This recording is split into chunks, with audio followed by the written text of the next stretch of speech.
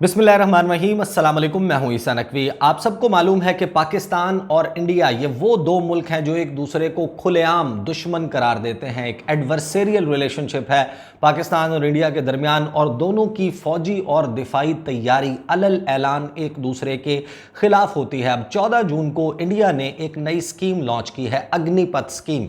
ये मंसूबा है क्या और इसके जरिए कौन से 3 बड़े मकासद हैं जो इंडिया चीन और पाकिस्तान के खिलाफ हासिल करना चाहता है। और अगर ये बहुत अच्छी स्कीम है तो फिर पूरे इंडिया में मुल्कगीर एहतजाज क्यों हो रहा है, वायलेंट प्रोटेस्ट क्यों हो रहे हैं इस स्कीम के ऊपर, इसके तमाम पहलुओं पर मैं इस वीडियो में बात करूंगा। लेकिन आगाज़ में एक छोटा सा बैकग्राउंड मैं आपको बता दूं। आपको मालूम है कि इंडिया पाकिस्तान से एक बड़ा मुल्क है, रकबे के एतबार से, आबादी के एतबार से, वसाइल के एतबार से, फ़ौज के एतबार से। उसके बावजूद पाकिस्तान हमेशा से इंडिया का मुकाबला करता आया है, बड़े बेहतर तरीके से करता आया है। लेकिन अब जो पावर डायनामिक्स हैं वो जिस तेज़ी से इस खित्ते में तब्दील हो रहे हैं और उसमें इंडिया जिस किस्म के मनूवर्स कर रहा है, ये उनमें से एक मनूवर है। और एक चीज़ ज़रूर अपने जहन में रखिएगा कि पाकिस्तान जिस वक्त, आपको याद होगा कि गुज़श्ता साल फरवरी का महीना 25 फरवरी को पाकिस्तान ने लाइन ऑफ कंट्रोल पर, जो कि आज़ाद कश्मीर और मकबूजा कश्मीर को डिवाइड करती है, वहाँ पर 25 फरवरी को ये मुआहदा किया पाकिस्तान की मिलिट्री ने कि लाइन ऑफ कंट्रोल पर सीज़ फायर यानी कि फायरबंदी मुआहदे के ऊपर अमल दरामद किया जाएगा। ये वो वक्त था जब इंडिया प्रेशर फील कर रहा था। Line of actual control LAC जो कि एक डिफेक्टो बॉर्डर है चीन और इंडिया के दरमियान, वहां पर किस किस्म की सूरत हाल थी। मशरकी लद्दाख में चाइना की फौज खड़ी हुई थी और इंडिया बहुत थ्रेटेंड फील कर रहा था। बार बार एक 2 फ्रंट सिनेरियो की बात की जा रही थी और उस वक्त पाकिस्तान ने एक रिलीफ दिया इंडिया को, और जो उसको डिप्लॉयमेंट में मुश्किलात पेश आ रही थी कि लाइन ऑफ कंट्रोल पर अपने फौजी लगाए पाकिस्तान के खिलाफ या लाइन ऑफ एक्चुअल कंट्रोल की सूरत हाल संभाले, 2 फ्रंट सिनेरियो की आवाज़ें इंडिया के मुसलसल तमाम कैडर्स से, तमाम जो लेवल्स हैं वहाँ से आ रही थी। लेकिन फिर हमने देखा कि पाकिस्तान ने यह फैसला किया और उसके पीछे भी एक रीजनिंग मौजूद थी। लेकिन क्योंकि इस वीडियो का ये मौजू नहीं है, उसके हवाले से मैं पहले अपनी वीडियोज़ में बात भी कर चुका हूँ। पहले मैं आपके सामने रख देता हूँ ये अग्निपथ स्कीम है क्या, इसके ज़रिए किया क्या जाएगा, और फिर हम बात करेंगे कि इसका पाकिस्तान के लिए क्या मतलब है, what it means for Pakistan, और क्या पाकिस्तान तैयार है इस किस्म के मंसूबे का मुकाबला करने के लिए। अब ये अग्निपथ स्कीम जो है 14 जून को इसका जो है वो इंट्रोडक्शन करवाया गया, ऐलान किया गया कि ये स्कीम जो है वो इंडिया ला रहा है। ये स्कीम बेसिकली रिक्रूटमेंट स्कीम है कि इंडिया की फ़ौज में भर्ती किस तरह से होंगे लोग, क्या तरीक़ाकार होगा। लेकिन जब आप इसकी डिटेल्स में जाते हैं तो आपको अंदाज़ा होता है कि एग्जैक्टली इसके मकासद कितने खौफनाक हैं और कितने मज़ीद खौफनाक हो सकते हैं। अग्निपथ जो है, अगर आप इसका तर्जुमा करें, इसका मतलब है फायर पाथ, आग का रास्ता। और इसके ज़रिए जिन लोगों को भर्ती किया जाएगा, एक नया रैंक इंट्रोड्यूस करवाया जा रहा है इंडियन आर्मी में अग्निवीर के नाम से। जो लोग भी जिनको भर्ती किया जाएगा भारतीय फ़ौज में, उनका नाम और उनको पुकारा जाएगा अग्निवीर के नाम से। अब इसकी जो तफसीलात हैं वो मैं आपको बता देता हूँ कि ये वाहिद रास्ता होगा जिसके ज़रिए आप इंडियन मिलिट्री में भर्ती हो सकते हैं। और जो जितने भी रिक्रूट्स हैं, जिन जिन लोगों को भर्ती किया जाएगा, उसका पीरियड जो है, पीरियड ऑफ एम्प्लॉयमेंट 4 साल होगा। यानी कि जो भी शख्स इंडियन आर्मी में भर्ती होगा, इंडियन एयरफोर्स में भर्ती होगा या फिर इंडियन नेवी में भर्ती होगा, उसको 4 साल के लिए भर्ती किया जाएगा। इस स्कीम के ऊपर इस वक्त बहुत एहतजाज चल रहा है और इसकी जो इम्प्लीमेंटेशन है वो सितंबर 2022 यानी कि अब से चंद माह के बाद इसी साल पहली भर्ती जो है इंडियन आर्मी में इस स्कीम के ज़रिए की जाएगी। अच्छा, इस स्कीम के ज़रिए क्या काम किया जा रहा है कि एक तो जो लंबे अरसे की सर्विस है, लॉन्ग टेन्योर है, उसको ख़त्म किया जा रहा है। पेंशन और जो दीगर मराहत फ़ौजियों को मिलती हैं वो ख़त्म हो जाएंगी। फिर साथ ही जो इसके ऊपर क्रिटिसिज्म चल रही है, अपोजिशन जमातें कह रही हैं कि इसके ऊपर बातचीत नहीं की गई, इंडियन पार्लियामेंट में इसको डिबेट के लिए नहीं लाया गया। 16 जून को वायलेंट प्रोटेस्ट यानी कि मुतशद्दद एहतजाज का सिलसिला हुआ, पूरे इंडिया में शुरू हुआ। और ख़ास तौर पर ये वो लोग थे क्योंकि इस स्कीम के ज़रिए कहा यह गया कि जिन लोगों को भर्ती किया जाएगा, चाहे ख़वातीन हों, लड़कियां हों या लड़के, उनकी एज जो है, उम्र जो है वो 17.5 से 21 साल के दरमियान होगी। इसके ऊपर बहुत सारे जो एस्पिरेंट्स हैं, जो आर्मी में भर्ती होना चाहते थे, जिनकी उम्र 21 से 22, 23 या 24, 25 साल तक थी, वो सीख पा हुए कि उनका जो मौका है इंडियन आर्मी में सर्व करने का वो ज़ाया हो गया। इसके ऊपर जो एहतजाज हुआ उसमें 12 ट्रेन्स जो हैं उनको जला दिया गया। 300 ट्रेन्स जो हैं उनकी आमदोरफ्त मुतासर हुई। 214 ट्रेन्स जो हैं उनको कैंसिल करना पड़ा और 11 ट्रेन्स जो हैं उनको डाइवर्ट किया गया। 90 को रोक दिया गया आगे जाने से। अच्छा, इसमें इसका बैकग्राउंड क्या है, क्यों किया गया, उसके हवाले से भी मैं आपको बताता हूँ और फिर हम इसके जो सबसे इंपॉर्टेंट आस्पेक्ट है कि अचीव क्या करना चाहता है इंडिया, उसके ऊपर बात करेंगे। जो भर्ती है इंडियन फौज में उसको अगर आप देखें और फॉलो करें, 2015-2016 के दरमियान 71,804 फौजियों को भर्ती किया गया इंडियन आर्मी में, जो आर्म्ड फोर्सेस हैं ओवरऑल उसमें। और 2016-17 में 52,447, 2017-18 में 50,000 से ज़ायद, 2019-20 में 80,000 जो है वो लोग भर्ती किए गए। और जो लास्ट रिक्रूटमेंट हुई थी वो 2019 में हुई थी। 2019 के बाद इंडियन फौज में, यानी कि 20-21 और अब हम 2022 में हैं, इंडियन फौज में भर्तियां नहीं हुई। और इसी दौरान इन्होंने कहा कि कोविड-19 है, उसकी वजह से रिस्ट्रिक्शंस हैं, हम ट्रेनिंग्स नहीं कर सकते, नए लोगों को भर्ती नहीं कर सकते। इसकी वजह से फिर क्योंकि हर साल हज़ारों लोग जो हैं वो रिटायर होते हैं, इंडियन फौज को सामना था कमी का नए लोगों की, और उनके पास आर्मी में जो फोर्सेस हैं, जो रिक्रूट्स हैं, उसकी कमी वाक़ई हो गई थी। फिर इसके हवाले से इन्होंने एक और स्कीम जो है वो इंट्रोड्यूस करवाई और वो स्कीम थी tour of duty. Tour of duty 2020 में इंट्रोड्यूस करवाई गई, जिसके ज़रिए इन्होंने कहा कि हम 3 साल के लिए लोगों को भर्ती करेंगे। और उसमें जो प्रपोजल सामने आया था पहला, उसमें ये कहा कि 100 अफसरान और 1000 सोल्जर्स जो हैं, सिपाही हैं, वो भर्ती किए जाएंगे टूर ऑफ ड्यूटी। लेकिन अब इसकी जो नई फॉर्म है अग्निपथ के नाम से, वो हमारे सामने आई है। अब इसमें होगा क्या, पहले मैं आपको बता चुका कि 17.5 साल से 21 साल की उम्र के लोग हैं उनको भर्ती किया जाएगा। ये जो प्रोटेस्ट हुए उसके बाद इन्होंने कहा कि अच्छा, हम इस साल के लिए जो रिक्रूटमेंट की एज की हद है उसको बढ़ाकर 23 साल कर देते हैं कि 23 साल तक के लोग जो हैं वो अप्लाई कर सकते हैं।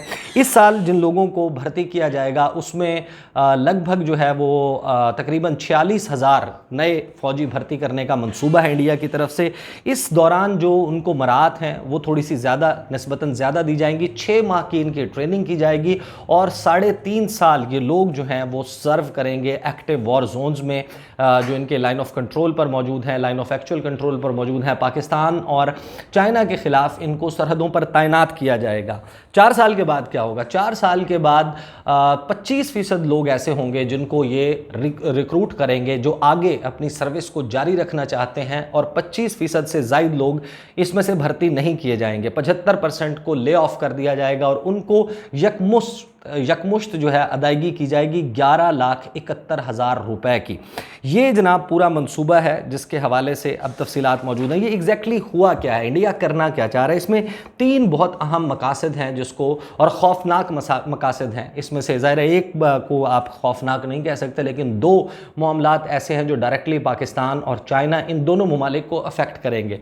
आपको मालूम है कि अब जो ममालिक हैं उनके दरमियान अगर आप कंपैरिजन करते हैं उसमें इकॉनमी बहुत मैटर करती है, मईशत आपकी कितनी मजबूत है।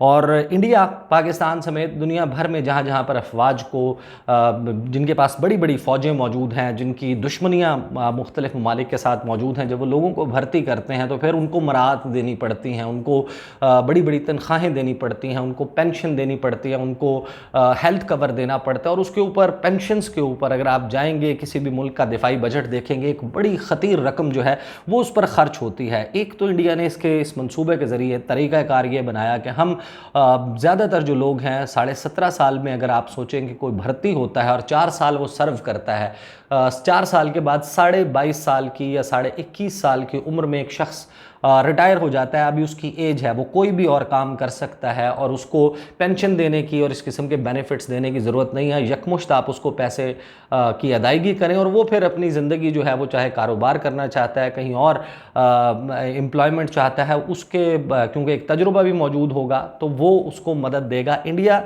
एक बड़ा चंक जो है जो इकॉनमी पे, उसकी मईशत के ऊपर, उसके बजट के ऊपर एक बड़ा बर्डन मौजूद है, उसको कम कर देगा। दूसरा फ़ायदा क्या है, आपने नोट किया होगा कि इंडियन फ़ौज और दुनिया में कोई भी जब आप नोट करेंगे, ख़ास तौर पर जो गलवान का इंसिडेंट हुआ उसमें ये चीज़ बड़ी उभर कर सामने आई, और चाइना के ख़िलाफ़ जब डिप्लॉयमेंट हुई इंडियन फोर्सेस की, गलवादी गलवान में जो ज़्यादा लोग मरे उनका मरने का या ज़ख्मी होने का ताल्लुक़ चाइना के साथ कम था। चाइना ने भी और चाइनीज़ फ़ौज ने भी उनको मारा, लेकिन बहुत सारे लोग उनमें लड़ने की सकत ही नहीं थी या ख्वाहिश ही नहीं थी, वो लड़ना नहीं चाहते थे। और फिर ऐसी दास्तानें ख़ुद इंडियन फ़ौजियों ने वहाँ से निकल के सुनाई कि खौफ से छलांगे लगाई उनके सोल्जर्स ने दरियाए गलवान में, और बहुत सारे लोग जो हैं वो सर्दी से ठिठर कर मर गए। और फिर क्योंकि उनको कुमक नहीं पहुंच रही थी, तो इस किस्म के मसाइल इंडियन फ़ौज को बहुत ज़्यादा है। लाइन ऑफ एक्चुअल कंट्रोल पर भी, लाइन ऑफ कंट्रोल पर भी वो तेज बहादुर यादव जो है उसकी आपने वीडियोस देखी होंगी, पतली दाल और रोटियां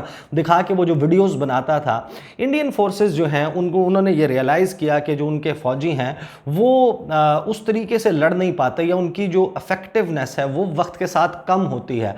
और यह जाहिर है कि ये एक ह्यूमन नेचर भी है, जब आपकी एज कम होती है, नौजवान खून होता है, गर्म खून होता है, उसमें लड़ने का जज्बा भी ज़्यादा होता है। और ये जो एज है 17.5 से 21-22 साल, और फिर अगर आप 25 साल तक भी कर लें, आपकी शादी नहीं हुई होती, आपके बच्चे नहीं होते, आपके ऊपर उस तरीके के बर्डन्स और जिम्मेदारियां नहीं होती, तो फिर आपके अंदर वो खौफ जो कि समाजी खौफ हैं, वो खौफ जो कि आपके फैमिली के खौफ हैं, वो आपके सर पर सवार नहीं होते और आप बड़े बेहतरीन अंदाज से लड़ सकते हैं। तो फिर ये जो नौजवान फौज है, ये जो जिसको भर्ती करने का मंसूबा इंडिया की तरफ से बनाया गया, और फिर जाहिर है कि इसी में से वो ऐसे लोगों को पिक करेंगे जो वो समझते हैं कि आगे लड़ सकते हैं। ये तरीक़ाकार अपनाया जा रहा है कि इंडियन फौजी जो कि जिनके बारे में बहुत ज़्यादा किस्से मशहूर हैं कि लाइन ऑफ कंट्रोल पर क्या हुआ, लाइन ऑफ एक्चुअल कंट्रोल पर किस तरीके से भाग गए, मोर्चे छोड़कर भाग गए, कर्नल संतोष बाबू की मदद करने के लिए कोई नहीं आया, वहाँ पर वो किस तरीके से मारा गया,